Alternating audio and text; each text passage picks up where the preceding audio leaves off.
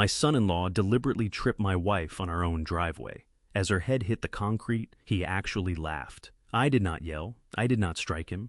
I simply knelt beside my wife of 45 years, applied pressure to her bleeding forehead, and dialed 911. My second call was to my wealth manager, and it consisted of only 4 words: activate our plan. 24 hours later, my son-in-law woke up to find his business padlocked, his accounts frozen, and his entire life completely destroyed. Sunday dinner at our home in the suburbs of Minneapolis was a tradition we never let slip. It was a modest 4-bedroom house, the same one where my wife Lorraine and I had raised our only daughter, Paige. To anyone looking in from the outside, I was just Gerald Hartwell, a 72-year-old retired logistics manager. I drove a 12-year-old pickup truck, mowed my own lawn, and passed my evenings reading on the porch. That was precisely the image I wanted the world to hold. True wealth has never needed to announce itself. Welcome to Honor Revenge Stories, where the most powerful people in the room are often the quietest ones. Before we get into today's story, I'd love to hear from you. Drop a quick comment below. Here's a simple question to get you started. When someone underestimates you, do you correct them right away, or do you let them keep believing it while you quietly prepare? I think you'll find that question sits at the very heart of what you're about to hear. A note before we begin. Some elements of this story have been fictionalized and dramatized for storytelling purposes. Any resemblance to specific real individuals or events is purely coincidental. It's the message that matters, and I hope it stays with you. Something about that Sunday pressed down harder than most. The aroma of pot roast and thyme drifted through the dining room, but no amount of comfort food could cut through the tension coiled in the air. Colton, my 36-year-old son-in-law, had installed himself at the head of my table like he owned the place. His designer shirt alone probably cost what I paid for my first vehicle, and that watch on his wrist was well beyond anything his bank account could honestly justify. Paige sat to his left, worn thin, her gaze flicking toward him every few seconds the way a person watches a lit fuse. Lorraine came through from the kitchen, bearing a heavy ceramic casserole dish of scalloped potatoes. Her arthritis had been giving her grief lately, joints stiffening, pace slowing, and her hands quivered slightly under the heat and weight of the dish. "Watch out," Colton barked, without so much as shifting in his chair to assist her. "You are going to drop that all over my shoes." I was already on my feet. I lifted the dish from Lorraine's hands, caught her eye, and gave her a quiet smile. "Thank you, honey," I said softly, drawing out her chair. Colton's response was to roll his eyes and shovel a heap of potatoes onto his plate before the rest of us had settled in. He ate loudly, jabbing his fork in my direction. "Gerald, you really need to get her eyes checked." He spoke about my wife as if she were somewhere else entirely. "She nearly clipped my bumper pulling out last week. Somebody's going to get hurt." Paige stared into her plate. "Colton, please," she murmured. "I am just telling the truth, Paige," he shot back. "Somebody at this table has to act like a grown-up." My face gave him nothing. I worked through my meal at a measured pace. I kept listening. I kept watching. Men like Colton, men who are in love with their own voice, always end up handing you everything you need when they think they are the only intelligent person in the room. Around the midpoint of dinner, he pivoted to his preferred subject himself, and more specifically, the tech startup he had been steering for the past 2 years. Online, he played the part of a dazzling young CEO. In reality, I knew exactly what was underneath that performance. Cash flow is just a little tight right now. Colton sighed dramatically, rotating his wine glass by the stem. "We are growing too aggressively. The venture capital crowd keeps stalling on the next funding round. It is absurd I am out here practically propping up the entire tech industry on my own shoulders, and these old guard investors cannot get out of their own way." He planted his elbows on the table and trained his eyes on me like crosshairs. "Actually, Gerald, something you and I should discuss there, maybe an angle here that works for you." I put my fork down. "What sort of angle, Colton?" That polished, rehearsed smile spread across his face, the kind that turns your stomach cold. "I am opening a friends and family bridge round. Nothing complicated, just enough to keep payroll covered and the servers running for 1 more quarter. You and Lorraine have had that retirement portfolio sitting untouched for years, parked in some low-yield mutual fund doing essentially nothing. Liquidate a portion, say $200,000, and I can guarantee you a massive return once we go public." He was not floating an idea. He was issuing an instruction. His eyes swept my modest dining room with poorly disguised contempt, as though writing the check would be doing me some grand favor. "It is a no-brainer, Gerald." He pressed on, talking straight through Paige before she could form a syllable. "You free up that old portfolio, put the cash in my hands, and I make certain you and Lorraine never have a financial worry for the rest of your days. That is what family does." I glanced at my daughter. Paige had gone the color of chalk fingers fidgeting in her lap. She understood the depths of the debt they were buried in. She knew his company was hemorrhaging money every month, and yet she sat frozen, too conditioned by his control to step between him and her parents. I wrapped my hand around my water glass, drank slowly, and set it down. Then I met Colton's gaze without blinking. "That is a generous offer, Colton." I said, my tone even and unhurried. "But Lorraine and I have always kept a conservative approach to our money. Liquidating our retirement is not something we are willing to do. We will have to decline." The smile evaporated off his face like morning frost. His jaw went tight. He looked at me the way someone looks at an object that has inexplicably defied them. "You are making a serious mistake," he said, civility gone entirely. "You spent 40 years moving boxes through a warehouse, Gerald. You have no concept of how this economy works. I am handing you a lifeline here." "We are doing just fine as we are," I answered quietly. Colton responded with a short, ugly laugh. He balled up his napkin and tossed it onto his plate. "Fine, sure. The two of you are barely keeping your heads above water." He swung his full attention to Paige, turning his frustration into a battering ram. "Open your eyes, Paige. Look at your mother." He thrust a finger across the table at Lorraine. What had set him off was simple. Lorraine had put a butter knife next to his salad plate instead of a dinner fork. An innocent slip. "She cannot even get the table settings right anymore," he announced loud enough to fill every corner of the room. "She is losing track of things. She is unsteady on her feet. She has no business behind the wheel of a car, and she certainly has no business in that kitchen." "Colton, that is enough." Paige's voice cracked, tears threatening to spill. "I am not finished, Paige," he snapped, driving his palm down on the table hard. "This family needs to hear some hard truths. They are going downhill. They cannot keep up with a house this size, and they clearly have no grip on their own finances if they are walking away from a guaranteed opportunity." His stare came back to me, loaded with malice. "You know, Gerald, there are some very well-regarded care facilities not far from here. Memory care, assisted living. It might be worth a tour. Sell the house, put the proceeds somewhere they can do some good, and let people who know what they are doing take over before there is an incident." Lorraine dropped her gaze to her lap, color rising in her cheeks. I reached across and laid my hand over hers. 2 deliberate squeezes. Our private code, the one that said steady. "I have already handled this." My voice stayed low. My body stayed still. I did not move to put him out. I just let him keep going. Let him strip himself bare corner by corner and show me every ugly thing hiding inside him. He was certain he was bulldozing a frail old man who had no recourse. He believed he was methodically building the case to seize my home and drain my accounts by painting my brilliant wife as someone who had lost her mind. What he did not know was that the man sitting across the table from him was the anonymous venture capitalist, holding the lease on the very building where his crumbling startup operated. He did not know I held the paper on virtually everything he had. And he did not know that every vicious word out of his mouth that evening was another nail he was driving into his own coffin. The remainder of the night had the texture of a funeral. Nobody touched the dessert Lorraine had made by hand.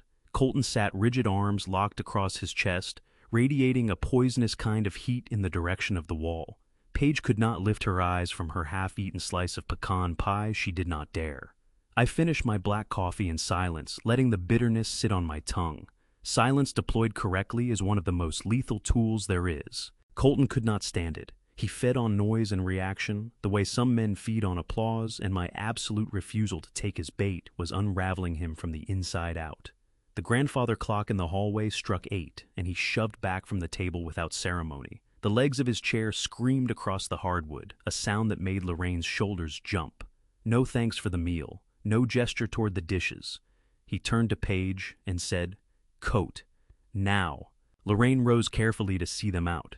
Her knees made a soft pop as she straightened, entirely ordinary for a woman of 70 years. But Colton whipped his head around and studied her legs with the clinical disdain of a mechanic looking at a car that is not worth repairing. I pushed open the front door. Evening air met us cool, mercifully clean after the hours of bad atmosphere inside. We moved across the porch and along the brick path down to the driveway. The block was dead quiet. Streetlights had come on, laying long shadows over the trimmed grass.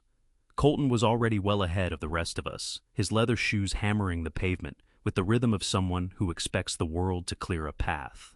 He thumbed his key fob, and the luxury sports car answered with a chirp.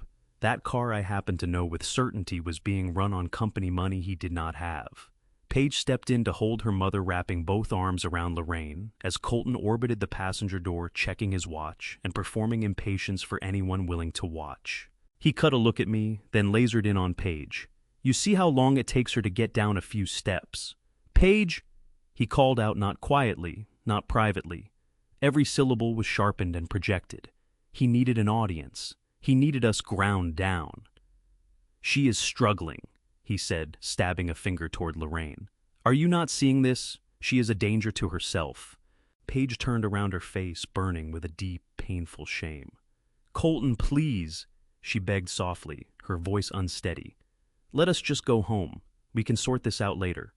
"There is no later, Paige." He flung his hands into the air, his voice climbing higher. He was losing his grip on the situation, and it was frightening him. "I put a simple financial bridge on the table, a guaranteed win for everybody involved. And your father looked at me like I had my hand out. He is sitting on money they cannot even enjoy because their minds are clearly going. Do you want to wait until she forgets to switch off the stove and burns the place down? Do you want to wait until he loses track of where he parked and wanders off? We need to step in and take over their estate before their own incompetence costs them everything." I stood beside Lorraine at the foot of the porch steps. I drew her close, my arm around her shoulder. She was shaking slightly, holding back tears born of humiliation and grief. Deep in my chest, a cold fury had taken hold, something old and elemental demanding I dismantle this arrogant young man on the spot. But my face revealed absolutely nothing. 40 years navigating corporate logistics, bargaining with ruthless suppliers, outmaneuvering cutthroat executives had taught me one enduring truth. The loudest man in the room is invariably the weakest. Colton was raging because he was going under. He needed my money to keep his crumbling startup from sinking, and my quiet refusal had driven him right to the edge of panic. Now he was working to break Paige down in front of us. He wanted to convince her to seize our assets because he knew he could control her once she held that authority. He was engineering a hostile takeover of my family, and Lorraine's slight physical fragility was the weapon he had chosen. Colton slapped his open palm flat against the roof of his car, a loud, hollow crack in the night air. "It is called a conservatorship, Paige. Look it up first thing tomorrow. You need to be the responsible one, because they are clearly not capable of running their own affairs anymore. I will phone a lawyer and get the paperwork moving myself. It is for their own good. If they will not free up their assets to support their own daughter's family, that alone tells you their judgment is gone." I looked at him, feeling the absolute certainty of his ruin settle quietly into my mind, like a stone dropping to the bottom of still water. I did not raise my voice. I did not rise to defend Lorraine's honor with heat or anger. I simply held his desperate, furious gaze and spoke without a tremor. "Drive safely, Colton. Get home carefully."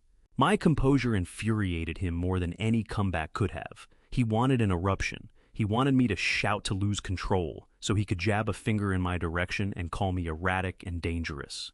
When I gave him nothing, not a flicker, his face deepened to a dark mottled red. He wrenched the driver's door open and threw himself into the seat, slamming it with enough force to rattle the windows.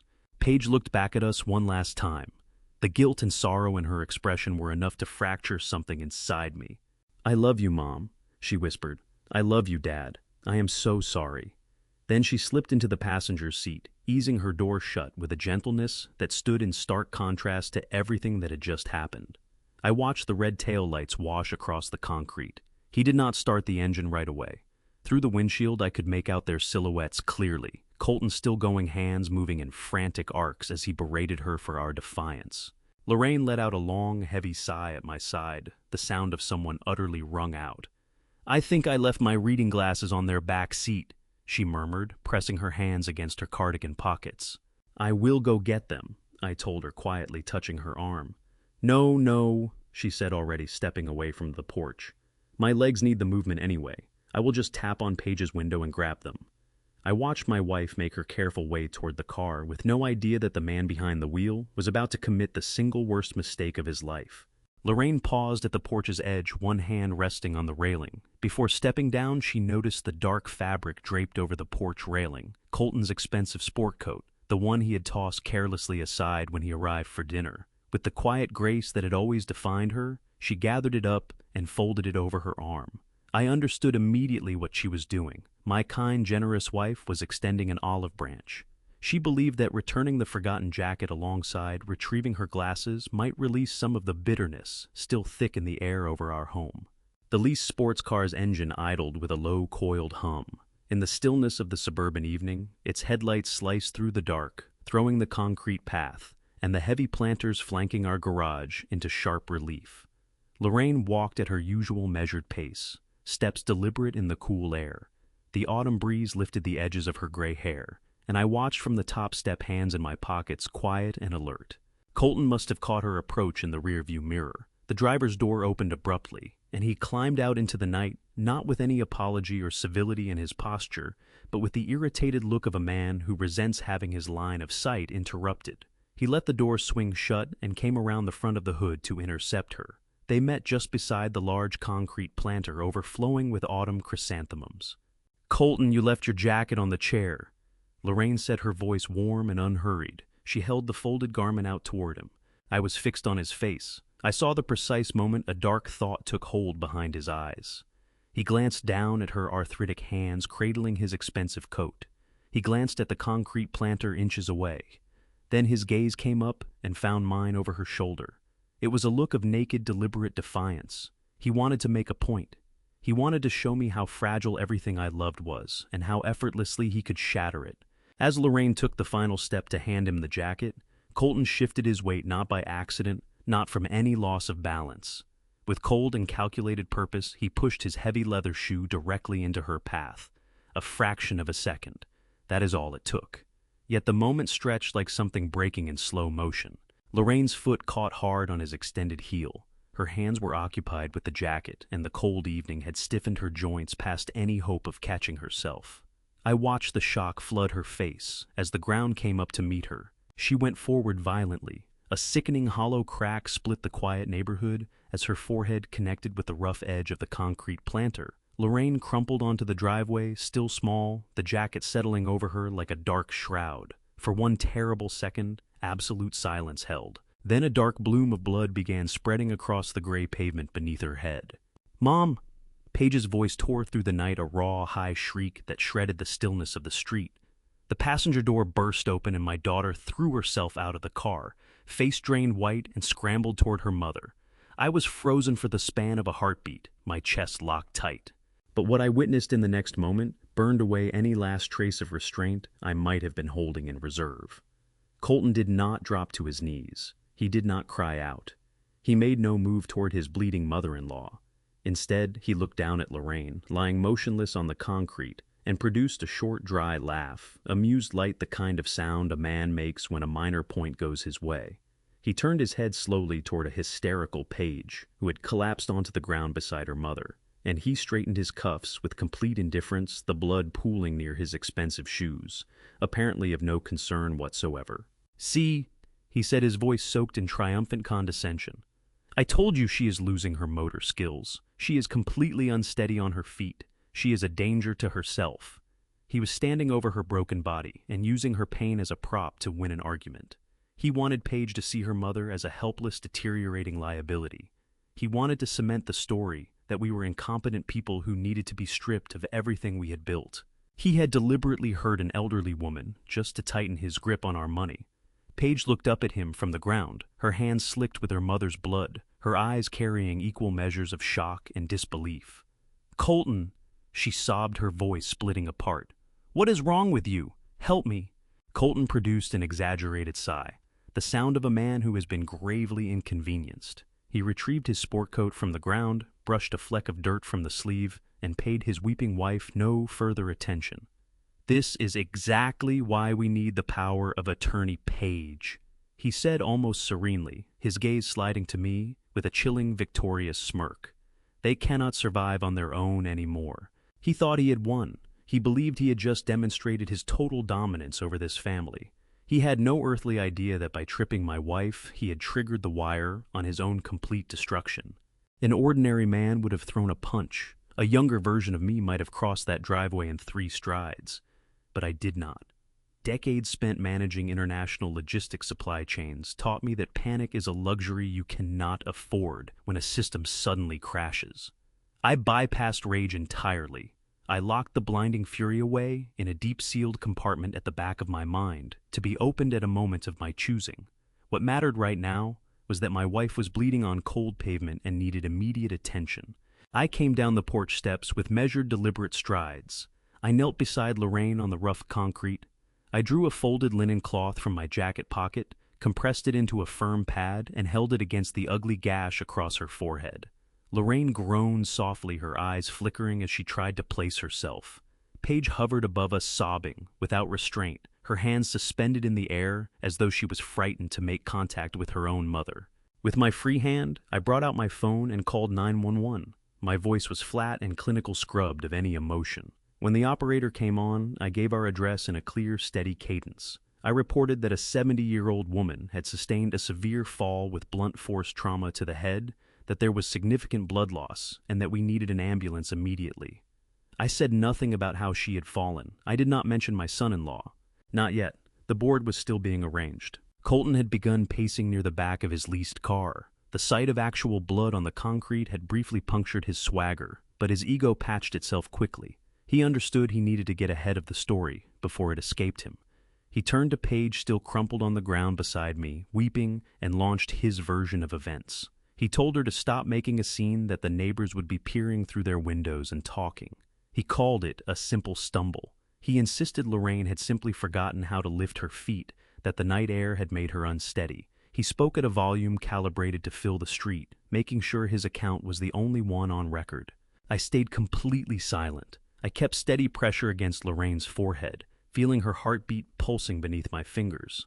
I leaned close and told her help was already on the way, that she should lie still and breathe slowly. I refused to look at Colton. I knew that if I did, the fury might breach its vault, and I needed absolute clarity for the sequence of moves I was about to set in motion. The wail of sirens reached us from a distance, growing fast, until the strobing red and white lights of an ambulance swept across the houses and spilled over our driveway. The vehicle jerked to a stop at the curb, and 2 paramedics came out at a run, hauling their trauma bags from the rear doors. The moment they turned up the driveway, Colton moved to intercept them. He physically inserted himself between the medics and my bleeding wife, assuming command of the scene the way a project manager takes charge of a shipping error. His performance was masterful. He modulated his voice down, adopting the smooth, weary tone of a devoted but deeply worried family member. He told the paramedics that his mother-in-law was elderly and had been deteriorating noticeably. He volunteered that she had grown increasingly unsteady over recent months, that her basic motor control had been slipping. He served up a polished account of how she had simply lost her balance while trying to hand him his jacket. He shook his head with practiced sorrow, mentioning that the family was already exploring assisted living because she had become a risk to herself, that her mind was not what it once was. He constructed a convincing portrait of a tragic but unavoidable accident, the inevitable consequence of age and physical decline. The paramedics listened politely, then moved past him to reach Lorraine.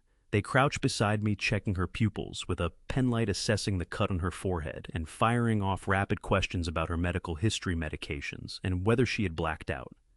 I answered with precision: her blood type, her allergies, her baseline blood pressure, the exact sequence of events leading to the fall. But I never once contradicted Colton. I did not raise my voice. I did not point at him.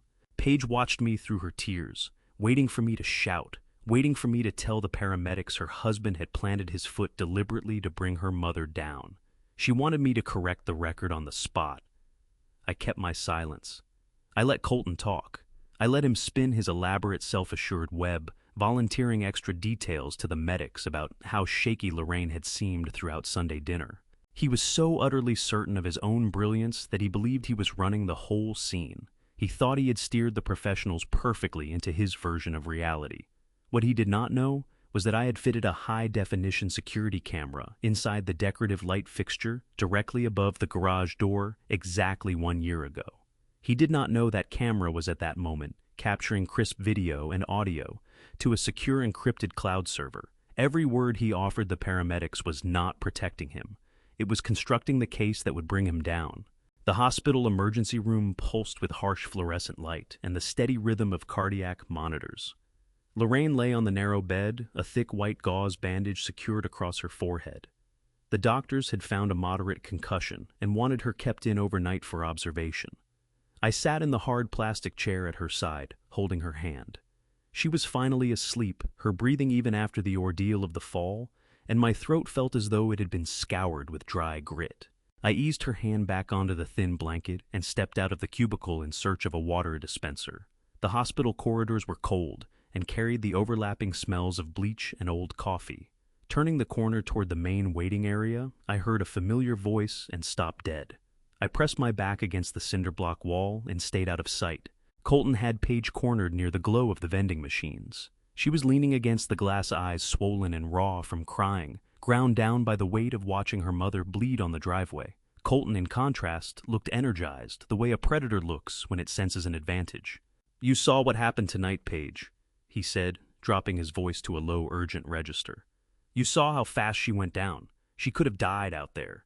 And your father did absolutely nothing, he just stood there like a statue. He is in complete denial about how serious their decline has become." Paige pushed back her voice, thin and worn. "Dad called the ambulance Colton. He was just in shock. It all happened so fast." "Shock is not an excuse at Paige," he cut in sharply. He moved closer, crowding her space to make his dominance felt. "He is failing too. Both of them are failing. We cannot keep waiting for the next catastrophe. What if she gets behind the wheel tomorrow? What if he misses a property tax payment or falls for some scam? We have to step in and protect them from themselves." I heard the distinct rustle of heavy paper. I held my position in the shadows, carefully angling my head around the edge of the wall. Colton was drawing a thick folded document from the inner pocket of his jacket. He pressed it flat and pushed it against Paige's chest, compelling her to take it with trembling hands. "I had my corporate lawyer draft this last week just in case," he said smoothly. "It is a durable power of attorney. It gives you complete authority over their medical decisions and their financial assets. We can manage the accounts, sell off that oversized house, and place them somewhere appropriate where they will be properly looked after. I can fold their retirement funds into a high-yield portfolio under my company to make sure their care is fully covered." Paige stared at the document as though it had been handed to her out of a burning building. "Colton, I cannot ask Dad to sign something like this tonight. Mom is in a hospital bed with a head injury. Ambushing him right now is cruel." "It is not cruel, Paige, it is responsible." Colton pressed his tone soaked in condescension. "If you genuinely love them, you will do this. Your father is exhausted. He is vulnerable right now. He knows he cannot carry this weight much longer. This is exactly the right moment to put the paperwork in front of him. Tell him it lifts the burden off his shoulders. Tell him I will step in and handle everything so he can sit by her side and focus on nothing else." He gripped Paige's shoulders with both hands. "We need to lock this down tonight, Paige. Do not let him stall. Get the signature." I stood without moving in the shadows of that hospital corridor. A cold understanding moved through me like ice water. He had not drafted this document last week as a precaution. He had been carrying it on his person. He had walked into our Sunday dinner with full intention to engineer a situation that left me with no apparent choice. The trip on the driveway was not a spontaneous act of cruelty. It was a calculated maneuver. He had wanted to manufacture a medical emergency, destabilize our family, and position himself as the only sensible solution. He needed immediate access to my accounts to keep his sinking company from going under, and he was prepared to put my wife in a hospital bed to get there. He had looked at 45 years of marriage and seen nothing but a piggy bank waiting to be cracked open. I did not step around that corner. I did not tear the document out of his hands. I did not expose his failing business on the spot. I simply turned and walked quietly back down the sterile hallway toward the emergency room. He wanted to run a ruthless corporate takeover against my own family. He believed he was dealing with a worn-out logistics manager who would quietly fold under pressure. What I understood in that moment was that Colton did not need to be corrected or called out. He needed to be financially erased. Confrontation is the weapon of someone who has no better options. I had better options. I turned and made my way back through the corridors of the emergency department. The air carried the smell of antiseptic and quiet dread, Yet my thinking was perfectly sharp. Doctors moved past me with clipboards. Nurses steered medication carts through the aisles. Families sat in waiting rooms absorbing devastating news. Colton had tried to use this place of real suffering as the stage for his financial theft. He believed the clinical walls and the sight of my injured wife would hollow me out. He was deeply wrong. I walked past the room where Lorraine was sleeping. I needed air. The automatic glass doors parted, and the cold of midnight met my face, a clean contrast to the weight pressing down inside the building. The parking lot sat mostly empty, a few ambulances idling near the loading bay. I crossed to a concrete bench under a stuttering street lamp. The stillness of the night was what I needed. I reached into my breast pocket and took out my phone. I moved past the emergency numbers and family contacts and stopped on a name saved simply as Vivienne. Vivienne Alderton was not a family acquaintance. She was not a therapist. She was a formidable corporate wealth manager and one of the most feared attorneys operating in the financial district. For the past 10 years, she had overseen the extensive offshore accounts and commercial real estate portfolios that Lorraine and I had built with great care and kept entirely invisible to the outside world. Vivienne was the architect of my shell companies. She was the one who had structured the anonymous venture capital fund that was currently keeping Colton and his failing startup on life support. We had assembled a contingency plan nearly 2 years ago. When Colton first appeared at my door, seeking seed money armed with polished presentations and hollow projections, I had read him perfectly. He was a parasite, but Paige loved him. She was blinded by his charisma and his sweeping talk of reshaping the tech industry. As her father, I could not simply destroy her husband without devastating her in the process. So, I funded him anonymously through Vivienne. I gave him enough line to either pull himself to solid ground or drown in his own ambition. We embedded tripwires into every contract and every lease. I had never wanted to pull them. I had held out hope that he would grow into something better, that he would come to understand the worth of honest work and eventually treat my daughter as she deserved. But tonight he had not merely failed in business. He had physically harmed the woman I had shared my life with for 45 years. He had stood over her bleeding on the concrete and laughed. He had crossed a line with no path back. I pressed call and raised the phone to my ear. It rang twice before she answered. Even at midnight, Vivienne Alderton was alert and ready. "Gerald?" she said, her voice precise and professional, entirely free of the fog of sleep. "Is everything all right?" I drew in a long breath of cold night air. My eyes drifted to the distant glow of the city skyline, where Colton paid rent on his expensive office space. I thought of Lorraine lying inside with a bandage across her forehead. "Activate our plan," I said. 3 seconds of complete silence followed. Vivienne did not ask for details. She did not suggest I sleep on it or revisit the decision in the morning. She knew my voice. She understood that a call at this hour meant the situation had moved past any point of repair. "Consider it done, Gerald." She replied, her register shifting from professional to something considerably more lethal. "The commercial lease termination will be processed immediately. The bank accounts tied to the venture fund will be frozen before sunrise. He will be fully locked out by 8:00 in the morning. I also need you to prepare the embezzlement audit," I added, keeping my voice steady and low. "Every dollar he diverted from the business accounts to cover his leased sports car and personal expenses. I want the demand for immediate repayment drafted and ready for my signature." "The audit files are on my desk right now," Vivienne confirmed. "I will initiate the clawback protocols by tomorrow afternoon. He will not have enough liquid assets to buy a cup of coffee. Do you need me at the hospital? Sitzbauen or entspannenderbastet?" "No," I said. "I will manage the family side myself. Just make sure the financial demolition is total. No loopholes." "He will not even know what hit him," she promised. I ended the call and slid the phone back into my pocket. The entire exchange had taken under a minute, yet it had set a catastrophic financial avalanche rolling. Decades of disciplined saving and methodical investing had given me the capacity to dismantle a man's entire world with 4 words.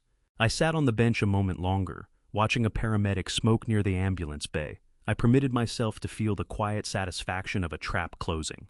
Colton believed he was a master manipulator running a high-stakes game against a senile old man. He had no idea he was no longer even on the board. I stood and straightened my jacket. I needed to go back inside. I needed to walk into that sterile waiting room and play the part Colton had scripted for me, the tired, beaten father, prepared to surrender his autonomy. I had to let him believe he had his victory secured, so he would rest easy tonight.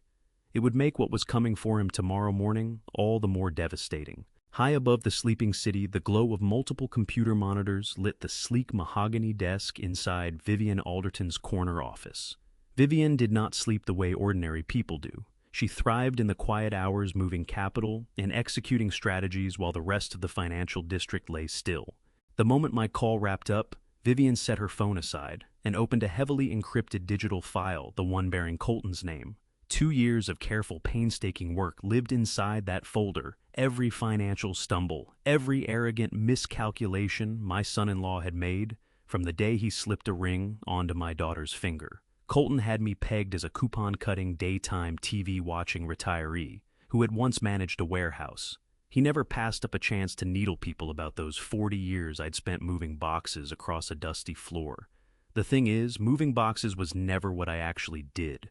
What I actually did was design the entire logistical backbone that carried those boxes across 3 continents. I ran global supply chains for major retailers. I built a proprietary distribution network from scratch and sold it a decade ago to a massive international conglomerate.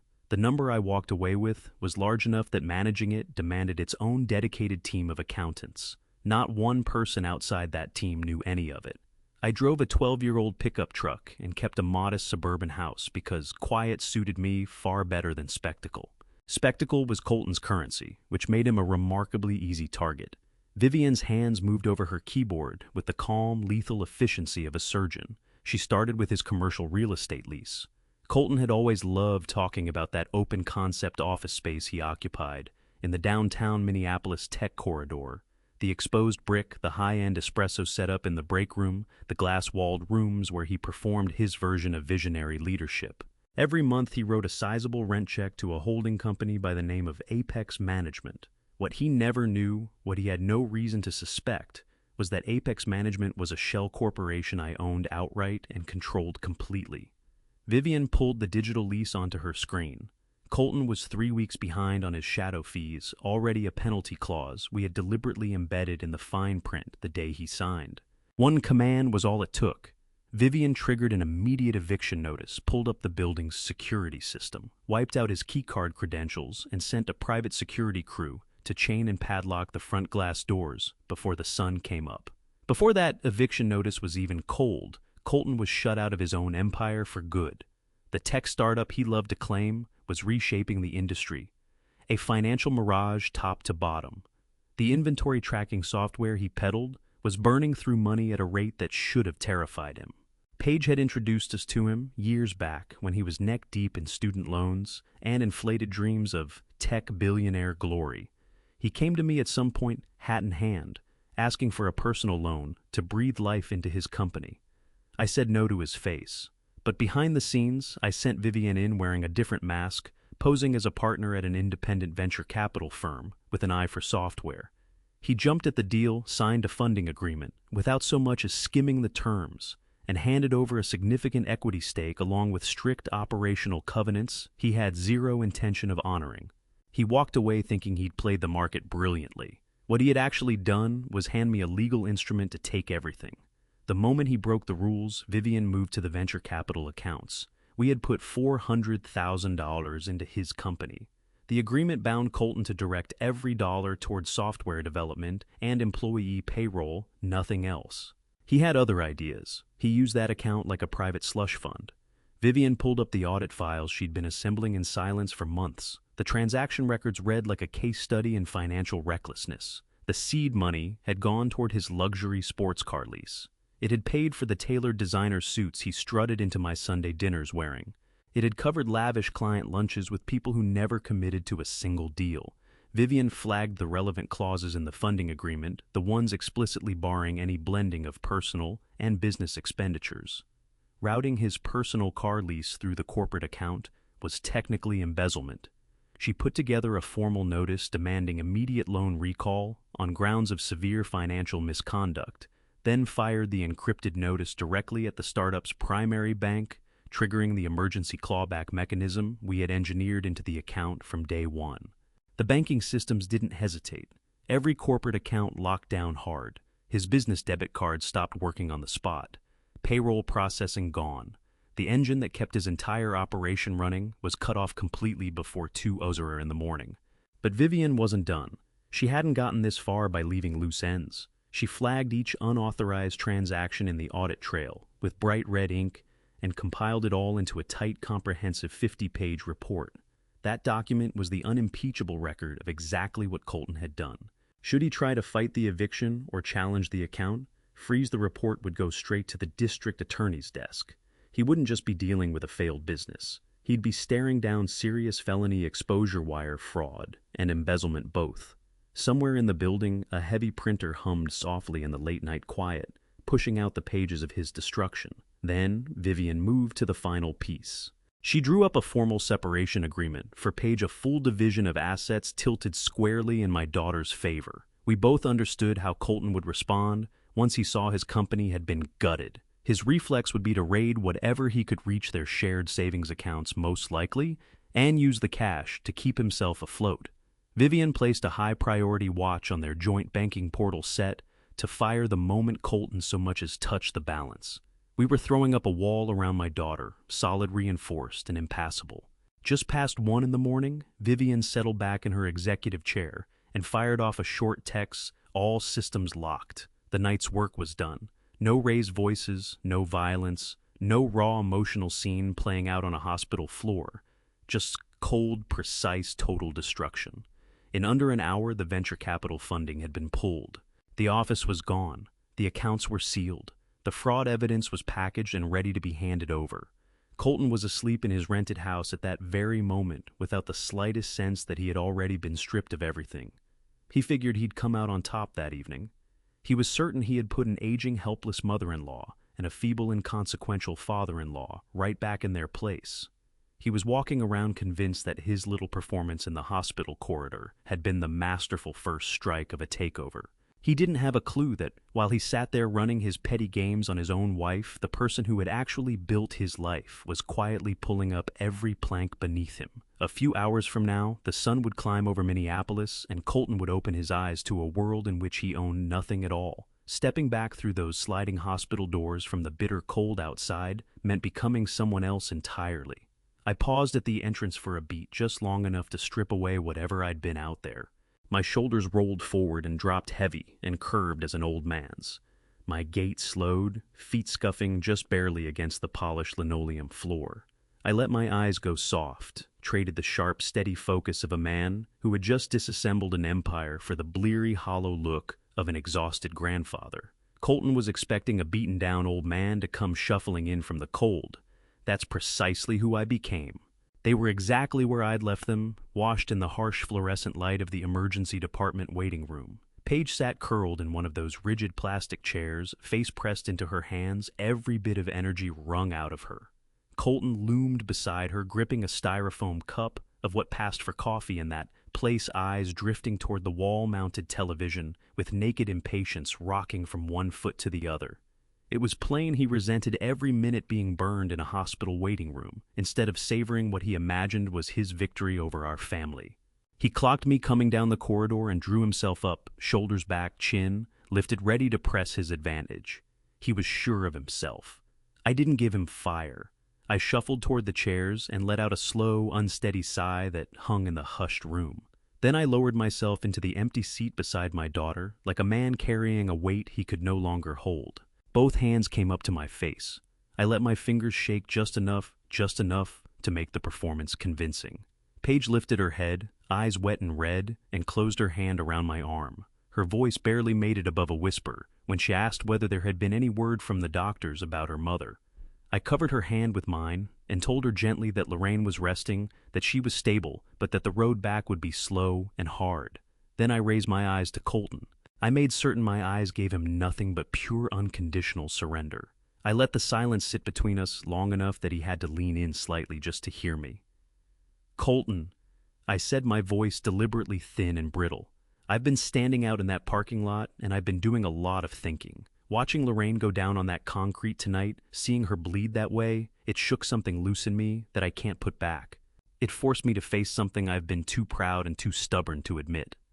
Colton went still, his coffee cup lowered slowly, and his eyes narrowed as he tried to read me, scanning for a trick, a trap some angle. His ego, though, was too enormous to let the truth through.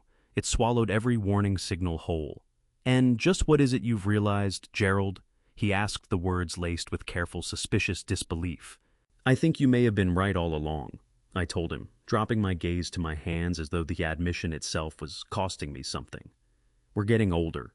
Things we used to handle without a second thought are starting to get away from us. The house is far too much to manage safely at this point. The upkeep alone is exhausting, and the financial side of it, the retirement accounts, the property taxes, I can't stay on top of it the way I once could. I believed I could still look after her, still provide for her. Tonight showed me I can't even do that. I failed at the most fundamental thing a husband is supposed to do."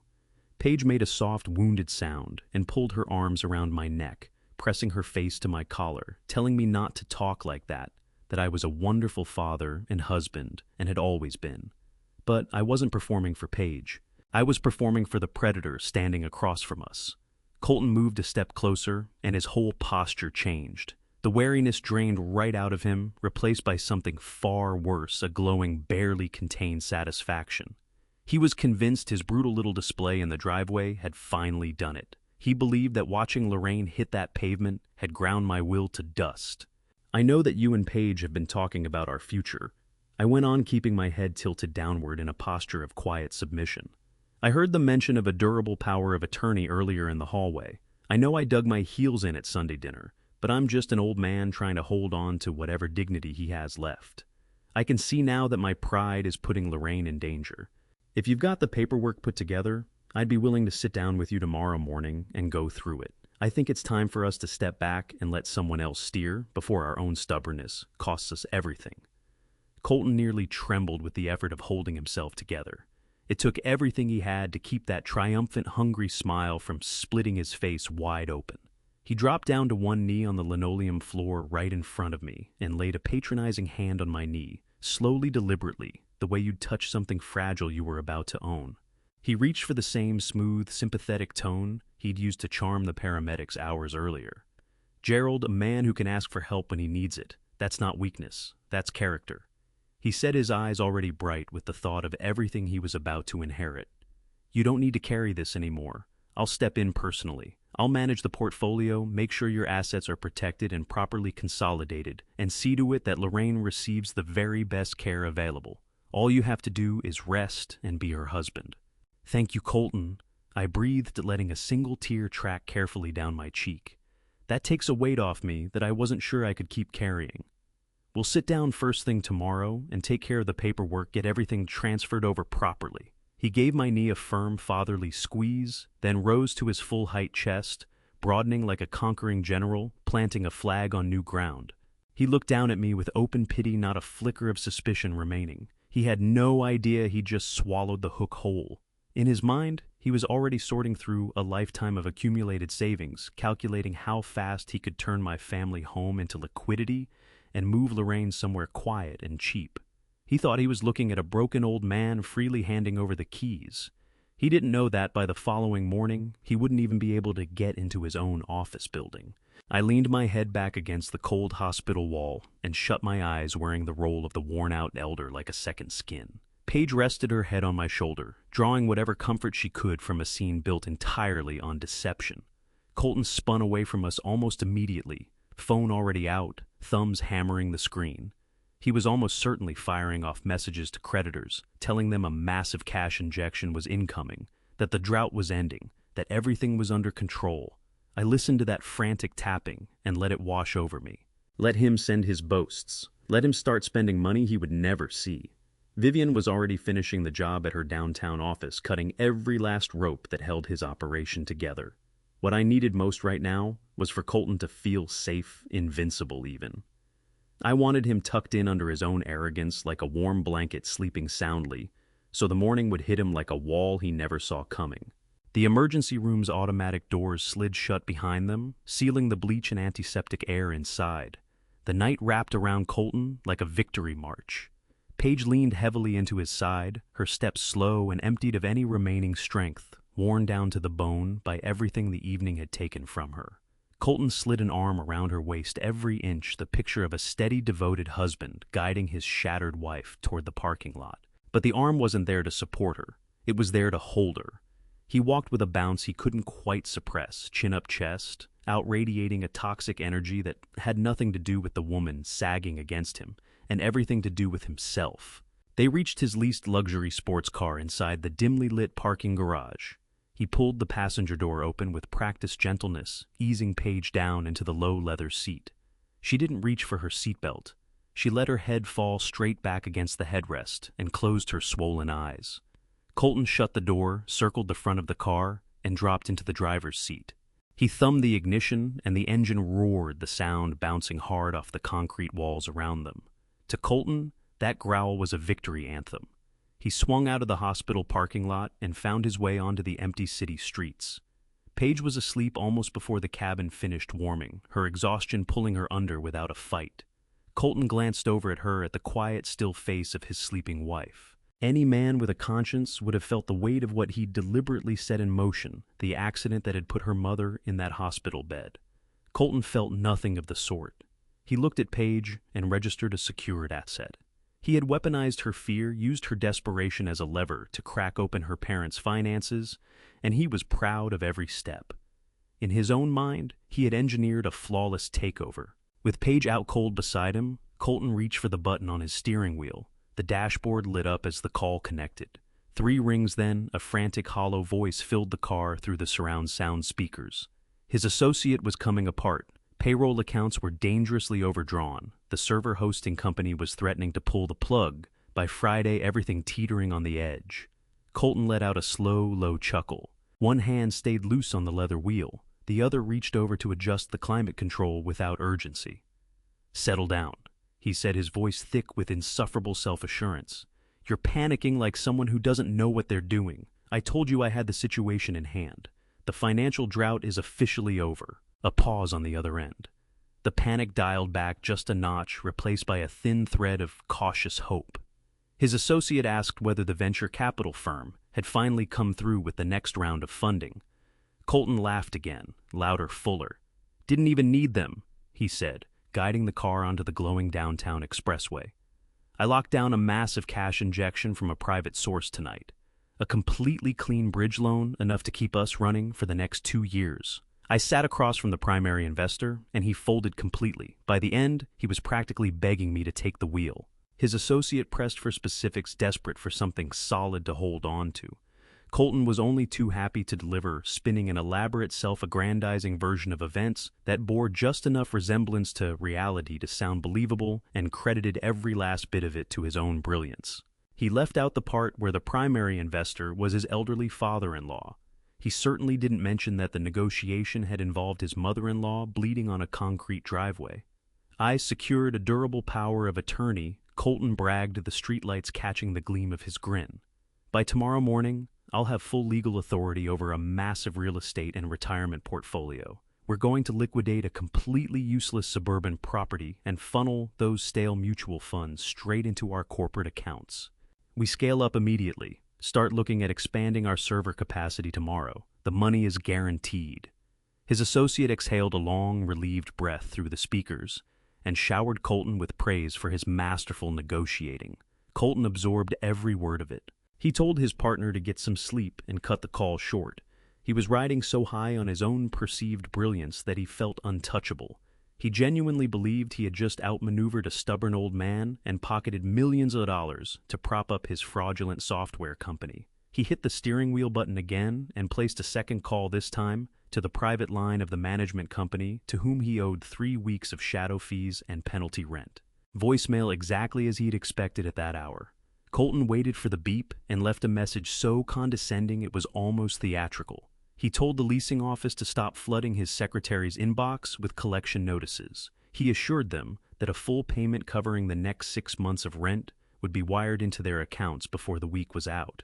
He informed them they were fortunate to have a tenant of his caliber, then hung up with a smug, satisfied grin. The dramatic irony of that voicemail was almost too much to bear. As Colton cruised his expensive leased car down the lit-up expressway, he actually passed the towering glass building where his startup was headquartered. He glanced up at the dark windows on the 14th floor and smiled to himself. He pictured his corporate empire stretching outward in every direction. He saw himself sitting across from business magazine journalists recounting his ruthless, brilliant ascent. He had no idea that at that precise moment, a private security contractor was standing at those very glass doors, drilling the locks clean out of the metal frames. He didn't know that a heavy chain was being looped around the door handles, sealing him out of his own kingdom for good. He was blindly driving through the city, boasting about a venture capital fund that was at that very moment being digitally dissolved by a corporate attorney who regarded him as little more than a nuisance. Colton swung his car into the driveway of his expensive rented house. He cut the engine and leaned over to gently rouse Paige, playing the devoted, protective husband without missing a beat. He steered a stumbling, tearful Paige inside and up the stairs to their bedroom. He pulled the covers over her and told her to sleep, promised he would handle all the difficult legal paperwork with her father come morning. Once Paige was out, Colton headed back downstairs to his home office. He wasn't tired. He was wired. He crossed to the wet bar and poured himself a generous glass of single malt scotch, using what remained of the seed money he had embezzled from my anonymous fund. He carried the heavy crystal glass to the large bay window. He looked out at the quiet, affluent neighborhood he couldn't actually afford. Then he raised the glass toward his own reflection in the darkened pane, a silent toast to his own cunning mind. He sipped the scotch, slowly savoring the burn. He honestly believed he was a shark that had just swallowed something small and helpless whole. He was certain tomorrow would be the crowning moment of his adult life. Colton switched off the office lamp and climbed the stairs to bed. He sank into a deep, dreamless, utterly arrogant sleep, the calm before the storm. He closed his eyes with no idea whatsoever that this was the last night he would ever spend as a free solvent or respected man.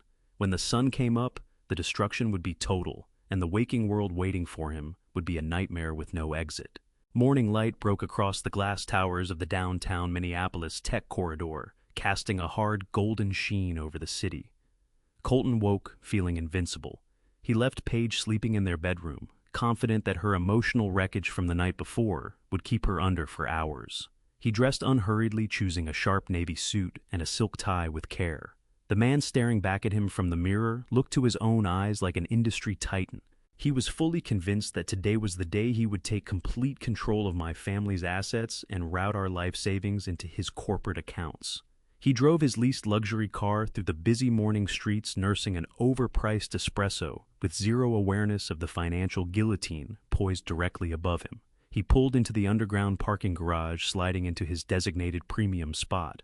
He collected his sleek leather briefcase and moved toward the private elevator bank. He gave a nod to the lobby security guard, projecting the bearing of a man who carried the weight of the tech world on his shoulders. He pressed the button for the 14th floor and listened to the smooth mechanical hum as the elevator carried him upward toward his kingdom. He was already drafting the speech he'd deliver to his staff, a big announcement about massive expansion, fueled by a silent angel investor who had recognized his singular genius. The elevator chimed softly. The polished metal doors slid apart. Colton stepped out into the private foyer of his startup and stopped dead. Something was badly wrong. The screens that usually cycled his company logo were dark and silent, but the worst detail was waiting for him at the main entrance. He walked slowly toward the towering double-glass doors that opened into his open concept office. A heavy industrial steel chain was cinched tight around the thick stainless steel handles. A solid brass padlock held the chain fast, making it physically impossible to crack the doors open even a fraction of an inch. His first reaction wasn't fear, it was sharp, indignant irritation. He huffed out a breath, certain the property management company had committed some absurd administrative blunder. He dug into his pocket and pulled out his electronic keycard. He stepped up to the wall-mounted security scanner and pressed the card firmly to the reader. Instead of the familiar soft beep and a green light, the panel returned a harsh, flat error tone. A solid red light blinked on the display. Colton frowned and muttered. He wiped the card against his jacket sleeve, convincing himself there was a smudge on the magnetic strip. He pressed it to the scanner again, harder this time. The red light fired twice, and the same dead error tone rang out in the empty hallway. He tried a third time, then a fourth. Patience gone. Access denied. The words pulsed on the digital display over and over, mocking him. His chest tightened and his heartbeat picked up. That was when he finally spotted the bright yellow envelope taped dead center to the glass doors, positioned right at eye level, sealed with heavy red tape. Colton stepped forward and tore it free, his hands carrying a tremor he didn't recognize. He ripped the envelope open and drew out a thick stack of legal documents on heavy watermarked paper. The letterhead belonged to Apex Management, the holding company that owned the building. Colton's eyes swept the first page, darting frantically across the dense legal text. He was hunting for a clerical error, an apology, a simple request for outstanding fees. What he found instead was a financial death sentence. The document was a formal notice of immediate commercial eviction. It cited multiple severe breaches of the master lease agreement. As Colton read down through the bullet points, the color drained from his face. The notice laid out 3 consecutive weeks of unpaid shadow fees, penalty clauses embedded so deep in the original contract that Colton had never come close to reading them when he enthusiastically signed the lease 2 years ago. But the most devastating section was set in bold black ink. The eviction wasn't simply about missed rent. Apex Management was formally invoking the morality clause of the commercial contract. The legal document spelled it out without ambiguity. The tenant had engaged in gross financial misconduct and personal negligence severe enough to damage the reputation of the property ownership. On the basis of this immediate and uncurable breach, the landlord was exercising their absolute legal right to seize the premises, lock out the tenant, and hold all physical property inside the office as collateral against the outstanding debts. Colton stood there staring at the paper, his mind grinding to a halt. He read the words morality clause again and again, trying to work out how a faceless property management group could possibly know anything about his personal conduct or his financial wrongdoing. He had no idea that the man who owned Apex Management was the very same man he had mocked and dismissed in a hospital waiting room just 8 hours ago. Panic finally punched through his arrogant defenses. He dropped his briefcase on the floor and grabbed the heavy steel chains, wrenching them violently against the glass doors. He pulled with everything he had, but the brass padlock didn't give a single millimeter. His office, his computers, his servers, his client files, all of it was sitting right there on the other side of the glass, completely beyond his reach. He yanked his phone out and frantically called the property management office. He was ready to tear into an intern and demand a supervisor. Instead, the line went straight to a pre-recorded automated message. A flat robotic voice informed him that his tenant profile had been permanently deactivated, and that all future contact must be directed to their corporate legal department. The system then cut the call, leaving Colton holding a deadline in the empty hallway. His breathing went shallow and fast. The full weight of the situation began pressing down on his chest. Without access to his office servers, his software company didn't functionally exist. Without his client files, he had no business. He was a chief executive officer standing in a dim corridor, staring at his own ruin through a locked glass door. He needed cash immediately enough to hire a lawyer and fight his way out of this lockout. He thought of the venture capital seed money sitting in his corporate accounts. He thought of the joint personal savings he held with Paige. He needed to get to the bank branch in person, demand a substantial cash withdrawal, and use it to force those doors back open. Colton grabbed his briefcase, hands trembling so badly he nearly fumbled it. He bolted back to the elevator and hammered the call button repeatedly. He assumed the eviction was the worst thing the day had to offer. He genuinely believed that once he reached the bank, he could throw money at this problem and bulldoze his way past a temporary setback. He had no idea the locked doors were only the first domino, that a financial avalanche was already roaring toward him, his bank accounts already buried under layers of frozen ice. Colton practically sprinted out of the parking garage. He hurled his briefcase onto the passenger seat and slammed the car door. His heart was hammering against his ribs. He gripped the leather steering wheel hard enough that his knuckles went white. The eviction notice was a minor setback. That was the lie he fed himself as he turned the key. He just needed a large cashier's check, the most aggressive corporate litigator in the city on retainer, and enough force to compel the property management group to stand down. Money was the ultimate skeleton key, and he was certain he had plenty of it. He pulled into morning traffic and wove through it recklessly. His plan was straightforward enough. He would pull $50,000 from the joint savings account he shared with Paige. An enormous sum, but he rationalized it on the spot. He'd replace every cent the moment his venture capital bridge loan cleared. He just needed immediate liquidity to manage the crisis in front of him. He swung into the parking lot of his prestigious downtown Minneapolis bank, the imposing stone building that catered exclusively to high-net-worth clients. He took a breath, straightened his silk tie, and smoothed the lapels of his jacket. He needed to look like a man who owned the world, not one who had just been locked out of his own building. The bank's heavy brass doors opened onto cool air that smelled of expensive floor wax. He walked straight past the automated teller machines without a glance. A man of his supposed standing did not conduct large wire transfers through machines. He moved directly to the mahogany counter, chose a teller who looked young and easily rattled, and dropped his platinum debit card on the polished wood with the practiced impatience of someone accustomed to immediate results. He spoke in a clipped, commanding tone. He told the young woman he needed a wire transfer initiated to a legal retainer account, plus a cashier's check for $10,000 drawn against his joint personal savings. He made clear she should move quickly as his morning was very full. The teller offered a polite practice smile, picked up the card, and swiped it through her terminal. She asked for photo identification.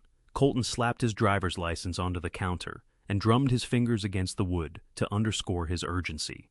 The teller looked at her screen, and the smile quietly dissolved. She frowned, tapped a few more keys, and ran the card a second time. The machine returned a low, flat rejection tone that sounded conspicuously loud in the hushed lobby. Her eyes moved carefully between the monitor and Colton. She apologized and said she was receiving an error code on his card. She offered to pull the account up by his identification number instead.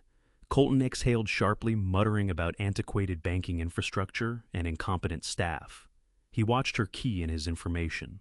Then abruptly, the color left her face entirely. Her fingers stopped moving, and she looked at him with an expression caught somewhere between confusion and professional alarm. She lowered her voice. She apologized again, but stated plainly that she was unable to process any transactions on his behalf today. His access to the joint savings account, she explained, had been fully revoked. Colton went rigid. The ambient hum of the busy bank lobby seemed to compress into a low, rushing sound. He repeated the word, revoked, his voice climbing with disbelief. He told her he was a joint account holder and that he wanted his money. The teller stepped back a half pace, unsettled but composed. She explained calmly that, according to their records, the primary account holder had executed a complete asset transfer at 7 SARS Azure that morning. The joint status had been formally dissolved and his access permanently terminated. The account balance, she confirmed, was 0. The realization landed like a fist in his gut. Paige was the primary holder on that account. The savings had been opened in her name years before they married, but Paige was emotionally wrecked. She'd been sleeping in their bedroom when he left the house that morning. There was no way she had woken before dawn and drained their savings on her own. She was too fragile, too reliant on him to execute a financial move like that. Someone had to have guided her hand or acted on her behalf. He swallowed the panic clawing its way up his throat, tasting bile. He snatched his useless debit card off the mahogany counter. He told the teller to drop the personal account entirely and pull up his corporate business accounts. He reminded her that he was the chief executive officer of an active company and directed her to run a $50,000 cash withdrawal from his primary venture capital fund. The teller entered the corporate routing numbers into her secure terminal. She held her gaze on the screen for a long, excruciating moment. When she finally looked back up at Colton, her expression carried no softness at all. She kept her voice to a low murmur, clearly unwilling to let the surrounding wealthy clientele hear what she was about to say. She told him his corporate accounts were completely frozen. A severe fraud alert had been triggered by the originating investment firm at 2 a.m. An active emergency clawback order was placed against the entire balance on the basis of documented financial misconduct. All funds had been successfully recalled to the originating investor. She looked directly at him and stated that he currently held 0 liquid assets at their institution. The words settled over him like a weight. Clawback order. Financial misconduct. 0 liquid assets. He wrapped both hands around the edge of the mahogany counter just to keep his legs from giving out. The venture capital fund was gone. The personal savings were gone. His business was gone. He looked around the gleaming bank lobby and felt for the first time like someone who had no right to be there. An intruder. A man standing in the wrong room. He had walked through those brass doors believing he was an untouchable force in the business world. He was walking back out with nothing at all. What's coming next is the moment everything Colton believed about his situation and about Gerald gets ripped away all at once. Before we get there, tell me something. If someone you had welcomed into your family had been quietly working against you the whole time, would you let the law handle it, or would you want to look them in the eye yourself when it all came down? He didn't raise his voice at the teller. He didn't demand to escalate to a regional manager. The absolute finality of her words knocked the arrogance clean out of him. He gathered his driver's license with unsteady fingers and turned from the counter. He walked back out through those heavy brass doors into the bright morning light. The city churned on around him, completely indifferent to the fact that his entire world had just been methodically taken apart, piece by piece. All he had left was the expensive suit on his body and a leased car sitting in the lot. He drew his phone from his pocket, hands still shaking. There was only one place remaining to go, and only one person left to face. 2 hours earlier, Colton had pulled up to his locked office building. The hospital cafeteria was nearly empty at that hour. Overhead, fluorescent lights hummed, throwing a pale wash across the vacant plastic tables. The air held the stale smell of burnt coffee and industrial cleaning solution. I was sitting in a quiet corner booth with my daughter. Paige looked utterly hollowed out. Dark shadows had settled under her eyes, and her hands shook as she held a paper cup of herbal tea. She had passed the entire night in a hard plastic chair, sick with worry over her mother, and tormented by the power of attorney documents her husband had pressured her into considering. I covered her hand with mine and told her that things were about to change profoundly. But before she could ask what I meant, the cafeteria doors opened. Vivian Alderton walked in. She had on a tailored charcoal suit and carried a slim silver laptop under her arm. She looked entirely out of place among the hollow-eyed people filling that room. But the moment I saw her, something in my chest unclenched. She came straight to our corner table and took the seat directly across from Paige. Paige regarded the stranger with open bewilderment. I spoke quietly, telling my daughter that Vivian was not a physician or a hospital administrator. I explained that Vivian was my corporate wealth manager and my chief legal counsel. Paige's brow creased as she tried to absorb that. She told me she didn't understand what a retired logistics worker was doing with a corporate wealth manager at 6:00 in the morning in a hospital cafeteria. I told Paige that for the past 2 years, I had kept the truth buried to shield her from the man she had married. I told her that her husband was not the successful technology entrepreneur he claimed to be. I told her his company was flat broke, and that I was the anonymous venture capitalist who had been covering his office rent and funding his payroll throughout their entire marriage. Paige stared at me, eyes wide and unblinking. She shook her head slowly as though she could push the words away by refusing to accept them. She told me Colton was just under heavy pressure from his investors and only needed a bit of support to get through the quarter. Vivian opened the silver laptop and rotated the screen toward my daughter. She told Paige that Colton wasn't struggling with investors. He was a calculated predator who had deliberately engineered what happened in our driveway. I leaned in close and told my daughter to brace herself. I warned her that what she was about to see would be the most painful thing she had ever witnessed, but that she needed to see it to save herself. Vivian pressed play. The screen came alive with sharp high-definition footage. It was raw video pulled directly from the hidden security camera I had tucked inside the porch light fixture the previous year. The angle was clean and unobstructed, a perfect view of the driveway. Paige watched in complete silence. She noticed the digital timestamp in the corner, matching the exact moment we had stepped outside the night before. She watched her mother moving slowly toward the parked car, carrying the heavy sport coat.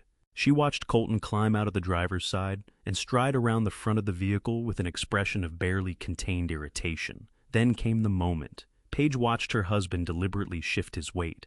She saw him drive his heavy leather shoe forcefully and directly into her elderly mother's path. There was nothing accidental about it.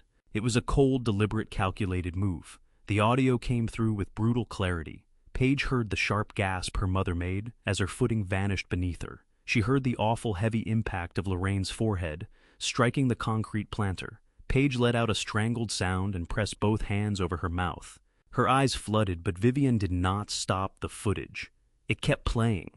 Paige watched herself lunge out of the passenger door and fall to the pavement beside her mother.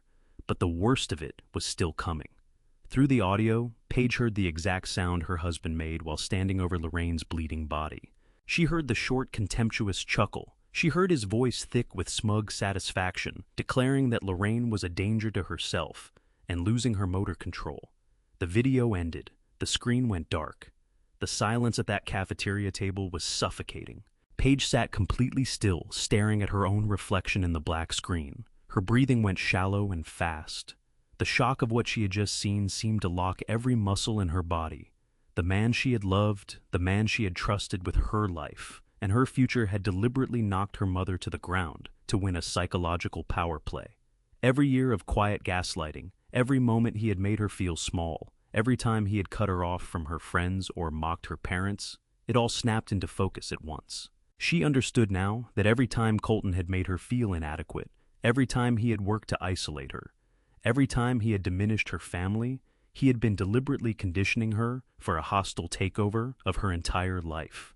The charming visionary tech founder had never existed. The man she married was a predatory, violent opportunist who saw her family as a vault he could force open. A quiet, low sob broke from her, followed by a sudden surge of nausea. She grabbed a paper napkin and pressed it hard against her mouth, fighting to keep it together. I moved to the chair beside her and wrapped my arms around her shaking shoulders. I told her I was deeply sorry she had to see that, and that I never would have let him into our lives had I known what he truly was. Paige wept against my shoulder for several long minutes, grieving her marriage, grieving the version of her life she had believed in. But as the minutes passed, something in her tears began to shift. The uncontrolled sobbing eased. The desperate heaving breaths steadied into something sharper and more deliberate. The sorrow burned away, and what it left behind was a solid, incandescent core of rage. She drew back from my shoulder and wiped her face with the rough napkin. She sat up straight. She looked at the dark laptop screen, and then she turned and looked directly at Vivienne Alderton. There was no fear left anywhere in my daughter. The soft, yielding woman who had let a tyrant shape her world was gone. She had my blood in her, and she was ready to fight. Paige asked Vivienne exactly what they were going to do to him. Vivienne offered a cool, measured smile and set a thick stack of banking documents on the cafeteria table. She told Paige that Colton had constructed his entire lifestyle on money he didn't own and accounts he had no real authority over. She explained that Paige was the primary account holder on all of their shared personal wealth, and that they were going to cut his financial lifelines before the sun had fully cleared the horizon. Paige took the black ink pen Vivienne held out to her. She didn't pause for even a moment. She looked at me with complete clear-eyed resolve and put her name to the documents one by one, formally setting the total destruction of her husband into motion. The fluorescent lights of the hospital cafeteria cast their hard glow across the plastic table. But Paige no longer looked tired. The footage of her mother hitting that concrete had scorched away every last trace of the compliant, passive wife she had been. She signed the first document Vivienne placed in front of her. It was a formal revocation of the joint banking agreement, but a paper trail wasn't enough for Paige. She wanted it immediate. She wanted it absolute. She pushed the document aside and opened her own laptop. She asked Vivienne for the secure routing number to the brand new private account they had just established in her name alone. Paige logged into the joint financial portal she shared with Colton. The dashboard loaded, laying out their combined assets: a primary checking account and a high-yield savings account, the latter carrying exactly $50,000. That money was Paige's built penny by penny from her corporate salary across 5 years of disciplined saving. Colton always called it their safety net. What he meant was his personal reserve fund available whenever he needed it. She stared at those numbers for just a moment. She thought about all the ways Colton had leaned on her financial stability: the leased sports car, the wardrobe of designer suits, the entire performance of success he couldn't actually afford. She clicked the transfer tab. She typed in the full $50,000. She entered the routing number for her new private account. The system asked whether she was certain she wanted to process a transaction of this size. She didn't pause for even a second. She pressed confirm. The screen refreshed and the joint savings balance collapsed to zero. Then she turned her attention to the checking account. That account was the engine behind their mortgage payments and daily household expenses. It carried a modest $7,000. Paige moved every single cent out of it, leaving nothing behind but an empty digital shell. She watched the balance zero out and felt something loosen in her chest, a weight she'd been carrying so long she'd forgotten what it felt like without it. The financial cord binding her to Colton had been cut clean, but she wasn't done. Colton lived for appearances. Status was the oxygen he breathed. He carried a gleaming metallic credit card he loved to set down at expensive downtown restaurants, like it meant something. The card's credit limit was enormous, but it existed entirely on the strength of Paige's credit history. Colton was nothing more than an authorized user. Paige opened the credit card portal. She found the authorized user management section. She located his name and hit the remove user button. The system prompted her to provide a reason. She chose the lost or stolen card option. That wasn't a lie. He had stolen her trust. He had stolen her future. The metallic card sitting in his expensive leather wallet became in that instant a decorative piece of useless plastic. Vivian sat across the table, watching my daughter with a deep and unmistakable professional admiration. I watched my little girl become something. I recognized a ruthless, precise architect of her own freedom. Paige was operating at my exact level of cold calculation. She opened a new browser tab and logged into her corporate employee portal. Colton had always depended on her steady bi-weekly paycheck to prop up the extravagant overhead of their life together. While his software startup bled money, Paige navigated quietly to her direct deposit settings. She removed the routing information tied to the joint checking account and replaced it with the details of her new private account. Not a single dollar more of her earnings would ever flow somewhere Colton could touch. That pipeline was permanently sealed, but Paige didn't stop at the major accounts. Her anger was methodical, and it demanded absolute thoroughness. She wanted him to feel his own powerlessness in every corner of his daily life. She logged into the automated toll road portal, linked to the electronic transponder on his windshield. She pulled the payment method and deactivated the device entirely. The next time he tried to use the expressway, he'd be flagged as a violator. She moved on to digital subscriptions and the exclusive fitness club membership she'd been funding every month. She canceled every one of them one by one. She cut him off the shared cellular data plan, killing the high-speed connection on his phone. She was sending him back to the Stone Age.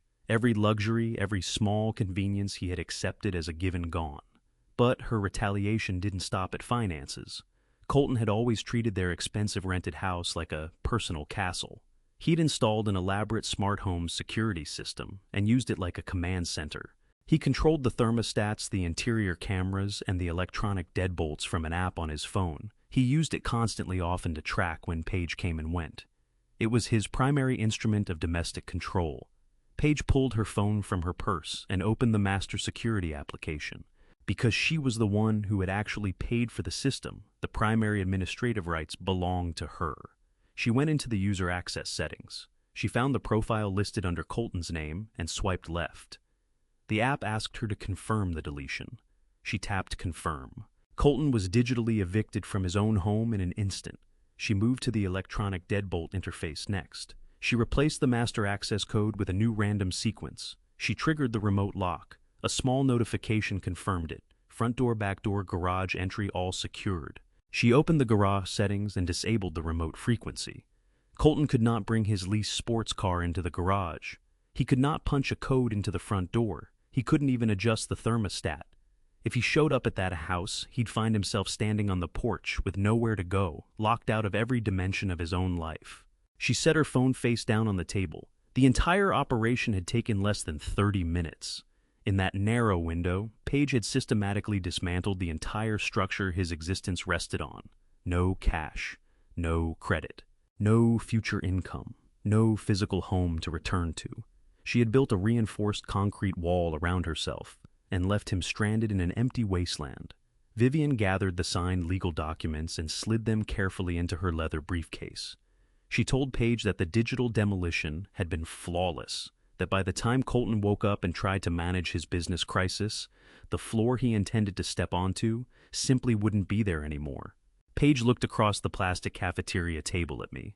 Her eyes were completely dry, no sorrow left anywhere in her expression. She had walked through the fire of betrayal and come out the other side, forged in steel. She asked me what came next. She wanted to know how we were going to handle the explosion that was coming. When Colton finally understood he was a ruined man, I reached across the table and took my daughter's hand. I told her we were going home. I told her that her mother would be discharged from the hospital later that morning, and that we needed to be there when Colton inevitably came looking for answers. Men like Colton don't accept defeat quietly. When they find themselves locked out of their offices and turned away by their banks, They go back to whatever they believe is the source of their power. He would come to my house expecting to find a broken old man ready to hand over his estate. Paige nodded slowly. She picked up her purse and rose from the plastic chair. She looked like a general readying herself for the final engagement of a very long war. We left the hospital cafeteria together, walking away from every trace of her toxic marriage. The trap was fully armed. The bait was set. All we had to do was wait in my living room for an arrogant predator to walk straight into his own ruin. The afternoon sun came through the sheer curtains, spreading long, warm shadows across the hardwood floor. Lorraine was finally home from the hospital, settled in her favorite armchair. A clean white bandage crossed her forehead, but her posture was rigid and her eyes were sharp and clear. She did not look like a confused elderly woman. She looked like a matriarch who had survived a brutal betrayal and was now prepared to watch the man responsible face his consequences. Paige sat close beside her mother, holding her hand, drawing quiet strength from the solidarity of our home. I stood at the front window watching the street. Behind me, the heavy oak dining table had been turned into something resembling a corporate war room. Vivian Alderton sat at its head in a pristine navy suit that radiated total authority. 3 large legal binders sat on the polished wood before her, containing every financial record, every lease agreement, every audit report, laying out in precise detail the fraud that had been committed against our family. The house was completely silent. We were a unified front waiting for a desperate man to arrive. A vehicle came tearing around the corner of our quiet suburban street, Colton's leased sports car moving at a reckless, frantic speed. It swerved hard into my driveway tires, shrieking against the concrete. Colton threw the driver's door open before the engine had finished shutting down. He practically spilled out of the car, leaving the door swinging wide behind him. His appearance was a complete wreck. The polished, arrogant technology executive from the night before had completely vanished. His expensive charcoal suit was crumpled and dark with sweat. His silk tie was hanging loose around his neck, and his hair was a wild mess. He looked like a man who had spent the past 4 hours running straight into a succession of walls he never saw coming. He charged up the brick path, took the porch steps 2 at a time, and started hammering on my front door. I didn't hurry. I crossed the foyer at my own pace, feeling the solid floor beneath every step. I turned the brass lock and pulled the heavy door open. Colton stood on the welcome mat chest, heaving eyes red and wild. He shouldered past me without a word of greeting, moving through my home as though it already belonged to him. He launched into a rapid, frantic stream of words, hands cutting through the air in every direction. He told me there had been a catastrophic error at his bank and a major problem with his commercial property manager. He claimed that incompetent clerks had locked his office and frozen his accounts because of some computer glitch. He demanded I hand over the signed power of attorney paperwork immediately. He insisted he needed to wire $200,000 into his personal checking account right then to straighten out the administrative chaos and rescue his company. I closed the front door behind him and turned the lock. I didn't offer him a greeting. I didn't give his frantic story the dignity of a response. I simply turned and walked toward the dining room. My complete absence of alarm seemed to throw him off, but his desperation left him no choice but to follow me down the hallway. Colton came around the corner into the dining room and stopped cold. Every word drained out of him. He stood there staring, and you could see his mind straining to make sense of what his eyes were showing him. He had come expecting to find me rattled pen already in hand, ready to surrender everything. He expected a weeping daughter, a fragile, shaken mother. Instead, he found Lorraine looking at him with a cold and withering disgust. He found Paige sitting upright, refusing to flinch. And there at the head of the table sat Vivian Alderton, holding him in the steady measuring gaze of someone who had already won. Colton jabbed a trembling finger toward Vivian and demanded to know who she was. He wanted to know why a stranger was sitting at my table, surrounded by corporate documents. He looked at Paige and told her to come upstairs with him, to help sort out his accounts. He tried to summon the same commanding, intimidating energy he'd performed at Sunday dinner, but the voice that came out was thin and hollowed out. He had nothing left. I moved to the table and settled into my seat beside Vivienne, folding my hands on the polished wood in front of me. I met his panicked eyes and let the silence stretch before I spoke slowly, each word landing with full weight. I told him there was no computer glitch at his bank. I explained that his office doors weren't shut due to any administrative oversight. I told him his accounts were frozen because the primary account holders had legally cut off his access. I gestured toward Vivienne and introduced her by name. I told him clearly that she was my lead wealth manager and primary corporate counsel. Colton stared at me, his mouth working open and closed without producing anything useful. He shook his head hard as though he could physically refuse what he was hearing. He let out a desperate, high-pitched laugh and called me a liar. He pointed his finger at me again and announced loudly that I was nothing but a retired warehouse worker who clipped coupons that there was no possible way I could afford a corporate legal team, and that the whole thing was some kind of theatrical stunt. Vivienne didn't raise her voice to argue. She simply reached over and flipped open the thickest binder on the table. She pulled out a single sheet of heavy watermarked paper and slid it smoothly across the oak surface until it came to rest directly in front of him. She told him he was looking at the corporate ownership records for the commercial holding company known as Apex Management, the same holding company that owned his office building, and the very same entity that had legally evicted him 3 hours ago. She told him I was the sole proprietor and a controlling shareholder of that corporation. Then Vivienne slid a second document across the table. She informed him that the page in front of him contained the origination signatures for the anonymous venture capital fund that had provided the seed money for his failing software startup. The silent angel investor he'd been casually name-dropping to his associates, she told him, was sitting right across the dining room table from him. Colton looked down at the papers. The evidence was right there, my signature's official state seals. He read the same lines again and again. I watched the precise moment the last pillar holding up his arrogance gave way. The color left his face entirely replaced by a sickly, washed-out gray. His shoulders dropped. His hands began to shake. The pieces were connecting in his mind one by one. He realized the anonymous investor who owned his company was funded by my money. He realized the property management group that held his office lease was my company. He realized the wife he thought he had cornered and controlled had actively helped dismantle his access to every dollar they shared. He was standing in the dining room of the man he had written off as worthless, suddenly understanding that I had held his entire life in the palm of my hand from the day he married my daughter. He looked up from the paper and met my eyes. He found nothing resembling mercy there. I gave him nothing, no reaction, no expression, no opening. He had walked willingly into this, and the heavy doors of the trap had closed firmly behind him. Vivienne gave him no time to breathe or absorb what was happening. She sat straight in her chair and opened the second large binder. She told Colton that exposing him as a failed businessman was only the first item on the morning's agenda. She said they were now going to discuss his conduct as an active corporate criminal. Colton tried to speak, but his voice broke into something barely above a wheeze. He stammered that he had done nothing illegal, that his business expenses were complex and difficult to understand from the outside. Vivienne ignored him completely. She slid a thick stack of printed spreadsheets across the table. She told him she had spent the previous 3 months conducting a thorough forensic financial audit of his startup. Then she began reading the figures aloud. Her voice was precise and relentless. She laid out the exact terms of the venture capital agreement he had signed 2 years ago. She reminded him that the $400,000 in seed money was strictly earmarked for software development engineering, payroll, and server hosting. The legal contract, she stated, explicitly prohibited any commingling of business capital with personal expenses under any circumstances whatsoever. Vivienne pointed to a line highlighted in bright red ink. She told him he had deliberately used $50,000 of that seed money to secure the lease on his imported luxury sports car.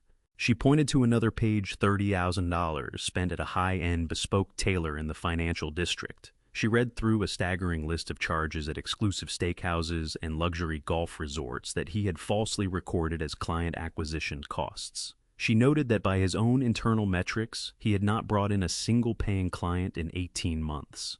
Colton began to sweat visibly. Large drops formed at his temples and soaked down into his expensive collar. He was bracing himself against the back of an empty chair, looking as though his legs were considering giving out beneath him. He begged Vivienne to stop reading the numbers. He said he had only been projecting the image of a successful CEO to attract follow-on investors. He insisted he intended to pay every dollar back the moment his software finally launched. Vivienne looked at him with open contempt. She told him that fraud is not a business strategy. She explained that deliberately diverting corporate funds for personal enrichment is the precise textbook definition of embezzlement. She stated that he had stolen more than $400,000 directly from his own father-in-law to finance a lifestyle he hadn't earned and couldn't sustain. I watched his face closely as the word embezzlement landed in his mind. He understood now that he wasn't just staring at the wreckage of a failed company. He was staring at a federal financial crime. He looked over at Paige, hunting for some trace of pity, some opening she might offer to pull him back from the edge. Paige kept her eyes fixed on him, but her face gave him nothing pure stone. She told him she had spent years grinding through 50-hour weeks to hold their household together, while he stole from her own father to pay for silk ties and expensive single malt scotch. She told him he made her sick. Colton swung his desperate gaze back to Vivian. He asked what the penalty was for the breached contract. He pleaded for some indication of how much time he had to liquidate his remaining hardware and restructure his debt. Vivian closed the audit binder with a sharp, definitive snap. She told him he had zero time and absolutely nothing left to restructure. She explained that, because he had committed gross financial fraud, the entire $400,000 balance was immediately callable in full. She stated that the emergency clawback provisions had already been executed at 2 a.m. while he was asleep. Every corporate account tied to his name, she told him, had been fully drained and returned to my control. Colton grabbed his chest as though he were having a heart attack. He gasped and told Vivian she couldn't legally do that. He insisted he needed funds to pay his employees the next day, and that a sudden withdrawal would drive his company straight into catastrophic bankruptcy. Vivian corrected him with flawless legal precision. She told him his company was not going into bankruptcy tomorrow. His company, she said, had ceased to exist the moment he was locked out of his office building that morning. He had no liquid assets, no commercial lease, and no operating capital. She informed him that the personal savings accounts he had shared with his wife had also been completely drained by Paige herself. He was standing in my dining room with nothing, not a single dollar to his name, no company to run. He couldn't even afford the premium fuel in the car he'd driven over here. Every prop he had used to project dominance and superiority over my family had been methodically stripped away. He turned those wild, terrified eyes on me. He asked how I could be so unspeakably cruel. He demanded to know how a family member could tear another person apart without a moment's hesitation. I didn't raise my voice. I didn't show a flicker of anger. I leaned forward and rested my arms on the polished oak table. I told him I hadn't destroyed him at all. I explained that I had simply stopped financing the elaborate illusion of his success. His own arrogance, his own bottomless greed, those were the true architects of everything he'd lost. I reminded him that just the night before, he had stood there laughing while my wife bled on the concrete, and that he had the audacity to demand the keys to everything I'd built. I told him I was simply answering that demand with exactly the level of force it deserved. The initial shock gave way to raw animal panic. Colton shoved himself back from the dining table. His chair shrieked across the hardwood floor. He started pacing the length of the room, dragging his hands through his disheveled hair, and let out a ragged, guttural scream of pure frustration. He wheeled toward me, with a shaking finger pointed at my chest. He told me I had no right to interfere with his corporate operations. He insisted my financial maneuvering was entirely illegal. He threatened to bring in the most aggressive litigators in the state. He promised to sue me for breach of contract, tortious interference, and defamation. He swore he would drag my name through every court in the state and strip me of every asset I owned until I was on my knees begging for mercy. He turned on Paige next.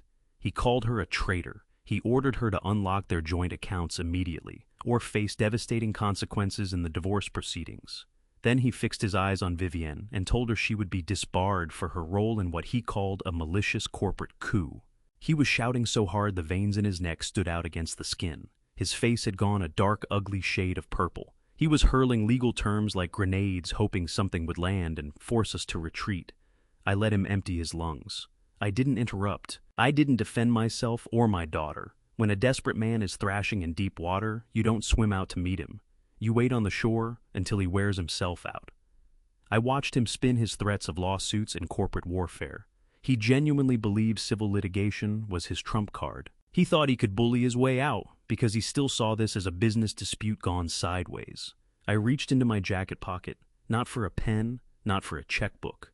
I pulled out a sleek black digital tablet and tapped the screen once to bring it to life. I didn't say a word to Colton. I simply set the tablet flat on the polished oak table and gave it a firm push.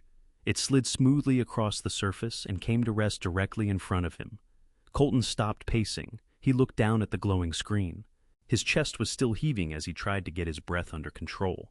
The tablet was playing footage captured by my high-definition porch camera from the previous night. The volume was all the way up.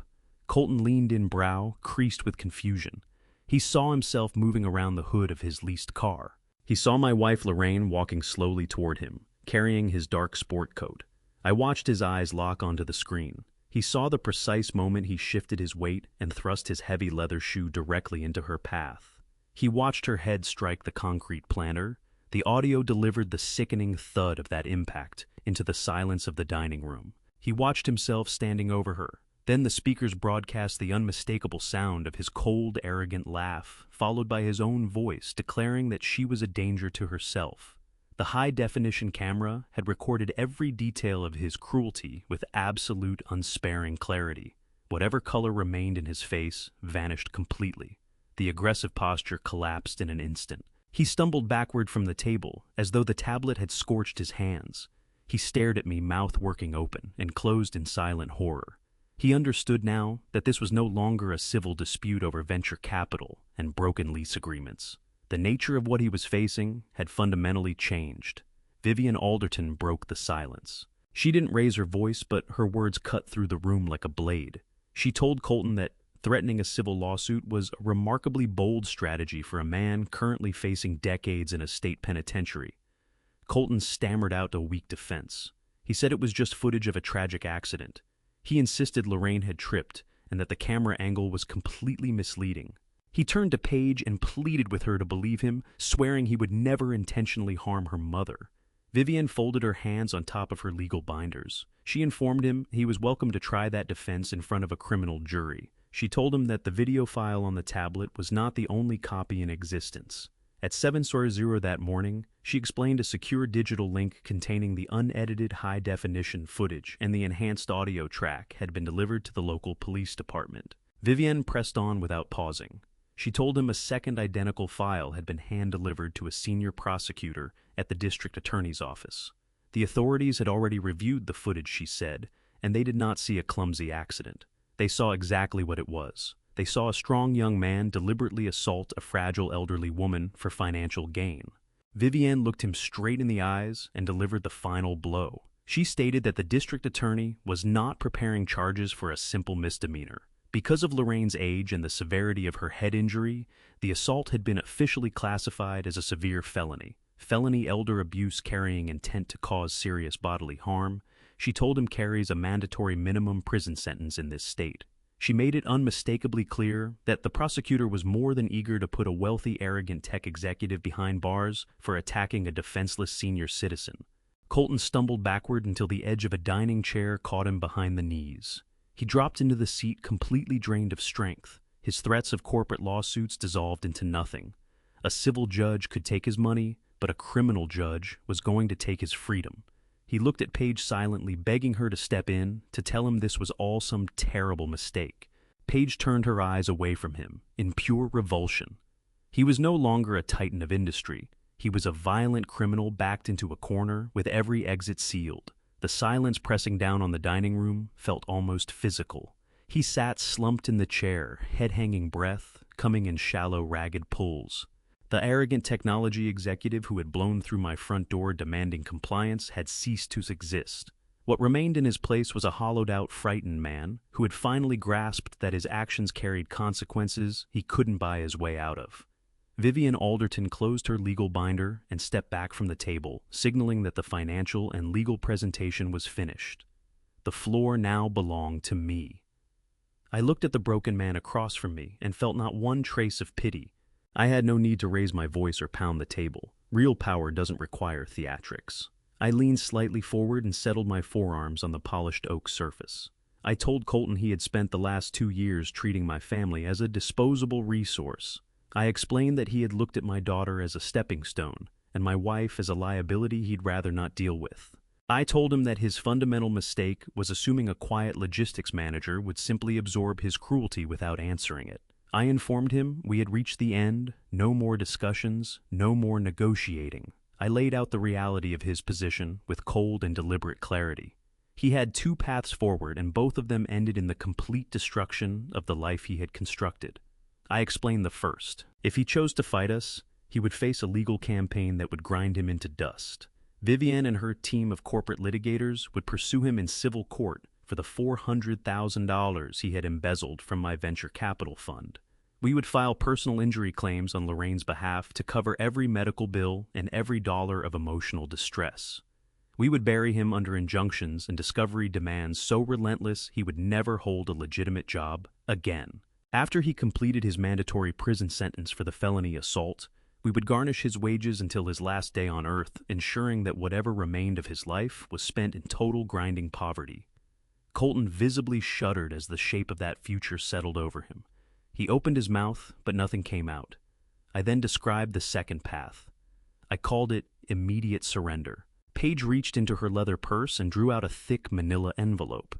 She opened it and slid a dense stack of legal documents across the table until they landed beside the digital tablet. I told Colton those were uncontested divorce papers drafted that morning. I spelled out the terms of the separation. He was walking away from the marriage with zero assets. He was waiving all rights to alimony. He was surrendering any claim to the funds in their joint accounts and handing back his key to the rented house. He could take his clothes and his leased vehicle, nothing else. I continued laying out the conditions of his surrender. Signing the divorce decree, I told him, was only the first step. The second step was to get up or walk out of my front door, drive his leased car straight to the downtown Minneapolis police precinct, approach the front desk, and formally surrender himself to the authorities for the corporate embezzlement and the deliberate assault on my wife. I promised him that if he signed the papers right now and turned himself in quietly without contesting the criminal charges, Vivienne would drop the threat of civil litigation entirely. We would not pursue him for financial restitution after he served his time. He would leave prison penniless, but he would not spend the rest of his life with my corporate attorneys hunting him down. He had exactly 2 minutes to decide. Colton stared at the divorce papers as though they were laced with poison. His hands shook hard. He looked across the table at Paige. He begged her to reconsider. He told her he loved her and that they could work through this in counseling. He swore he would change, that he would become the husband she had always deserved. Paige didn't blink. She didn't offer him a single thread of comfort. She looked at the man who had terrorized her and told him she would rather die than remain tied to his name for one more second. She told him to pick up the pen and sign. Colton swung his desperate gaze toward Lorraine.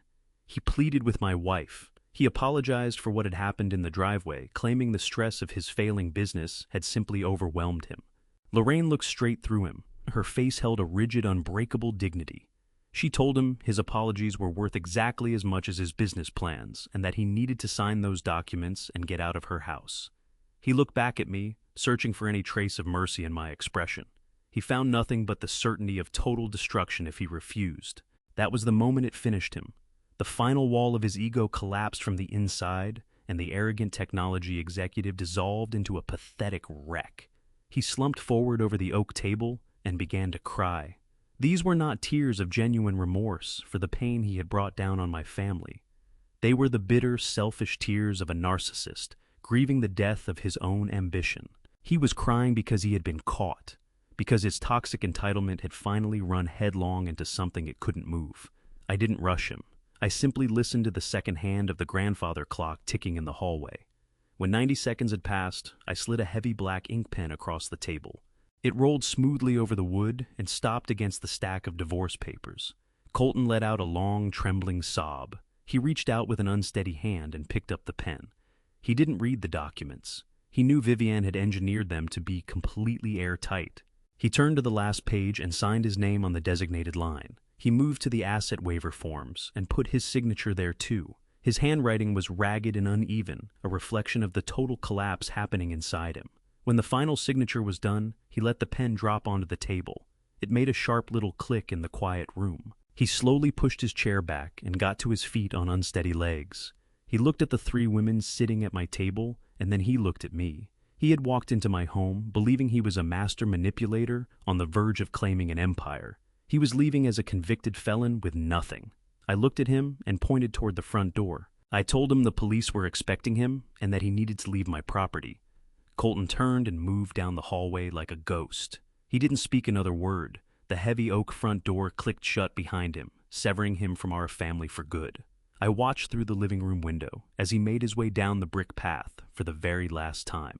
His shoulders were collapsed, his steps slow and dragging. He got into his leased sports car, the vehicle he could no longer afford, and pulled away from the curb. No spinning tires, no desperate acceleration. Every last bit of fight had been drained out of him. Vivienne received a brief call from her legal contacts less than an hour later. Colton had walked through the glass doors of the downtown Minneapolis police precinct. He stepped up to the front desk, handed over his identification, and quietly confessed to the embezzlement and the assault. He was placed in handcuffs on the spot and escorted to a holding cell. There was no media circus, no grand dramatic exit. He simply disappeared into the criminal justice system, stripped of his wealth, his marriage, and his freedom. With the threat officially neutralized, the corporate atmosphere in my home dissolved. Vivienne packed her legal binders into her briefcase, shook my hand with a rare and genuine smile, and returned to her downtown office. The heavy silence that had pressed down on our house gave way to a deep breathing peace. Paige gathered her small overnight bag and carried it upstairs to her childhood bedroom. The walls were still painted the same pale blue she had chosen in high school. She settled onto the edge of her old bed and drew a long, shivering breath. For the first time in 3 years, the constant tight grip of anxiety in her chest began to ease. She spent the entire weekend sleeping wrapped in the complete security of our home. She knew her phone wasn't being watched. She knew the locks on the doors held against the man who had made her life a torment. She was finally free to begin the slow work of healing. Over the weeks that followed, every remnant of his chaotic presence was methodically cleared away. The divorce moved through the courts quickly, entirely uncontested. Paige reclaimed her maiden name and turned her full attention back to her own career, thriving now, without the parasitic weight of her ex-husband, siphoning away everything she built. As autumn settled over the suburbs of Minneapolis, the neighborhood eased back into its quiet, familiar rhythm. Lorraine and I spent our evenings exactly the way we always had. We sat in the cushioned wicker chairs on our front porch, watching the golden leaves drift down across the lawn. The wound on her forehead had healed completely, leaving nothing behind but a faint thin line near her hairline. Her arthritis still flared on damp days, but her spirit was entirely unbroken. She rested her hand over mine eyes, bright and carrying a deep, quiet contentment. We didn't talk about the offshore accounts or the commercial real estate portfolio. We didn't boast about the financial empire we quietly controlled, to the postal worker delivering the mail or the neighbors out walking their dogs.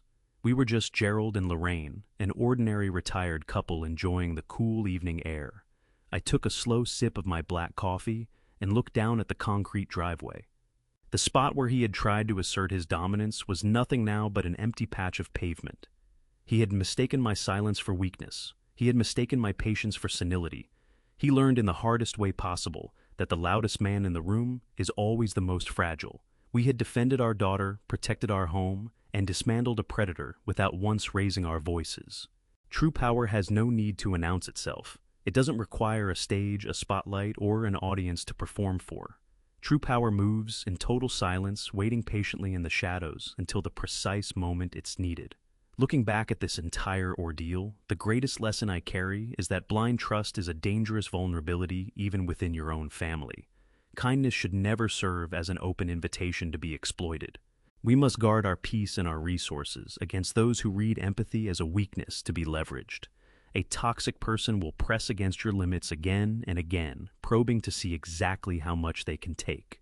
Holding firm, unyielding boundaries is never an act of cruelty. It is an act of the pure survival. You hold the pen to your own story, and you always have the right to write the villain completely out of it. That's where this story ends, not with shouting, not with threats, but with a quiet man sitting on his front porch sipping black coffee watching the street return to normal. I want to sit with that for a moment before I let you go. This whole ordeal cost Gerald more than most people will ever know. It cost him sleep. It cost him the painful truth about who his daughter had married, and it very nearly cost him Lorraine. But I believe God has a way of timing things so that the people who do the work in silence are ready when the moment arrives. Gerald was ready. And because he was his family, came through it intact. If you've been following along with this family revenge story, here are the lessons I hope you carry with you. Never let someone's contempt for you become their advantage over you. Silence is not surrender. Sometimes it is your sharpest tool. If someone in your life consistently treats your generosity as weakness, that is not a personality quirk. That is a warning. Believe it. Protect what you have built, not with anger, but with preparation. The Adults 50+ community understands this better than anyone. A lifetime of quiet work deserves a fortress, not an open door. And finally, when you are pushed to the edge, you do not have to raise your voice. You simply have to be more prepared than the person who underestimated you. If this story moved you, I hope you'll share it with someone who needs to hear it today. Leave a comment and tell me what part hit you hardest. I genuinely read everyone. And if you haven't already, please subscribe to Honor Revenge Stories so you never miss what's coming next. Thank you so much for spending this time with me. I'll see you in the next one. Take good care of yourself and the people you love.